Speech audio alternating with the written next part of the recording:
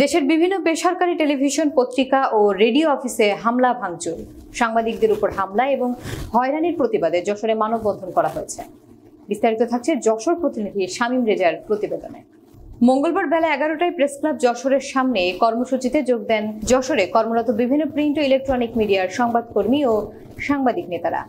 মানববন্ধন চলাকালে বক্তব্য রাখেন প্রেস ক্লাব যশোরের সভাপতি জাহিদ হাসান টুকুন, সাধারণ সম্পাদক SM তৌহিদুর রহমান, যশোর সাংবাদিক ইউনিয়নের সভাপতি মনতোষ বসু, সাংবাদিক ইউনিয়ন যশোরের সভাপতি আকরামুজ্জামান, সাংবাদিক নেতা নূর ইসলাম সহ অনেকে। বক্তারা বলেন, বরাবরই বৈষম্য ও অবহেলিতের শিকার সংবাদকর্মীরা। বিভিন্ন সরকারের আমলে সাংবাদিক নির্যাতনের শিকার হয়। রাষ্ট্রীয় ব্যবস্থায় এসব ঘটনার সুষ্ঠু বিচার না হওয়ায় গণ অভ্যুত্থান শুরু থেকে সাংবাদিক হামলা ও মারপিটের শিকার হয়েছে। হামলা করা হয় গণমাধ্যমের বিভিন্ন অফিসে। এর সাথে জড়িতদের দৃষ্টান্তমূলক শাস্তির দাবি জানান বক্তারা।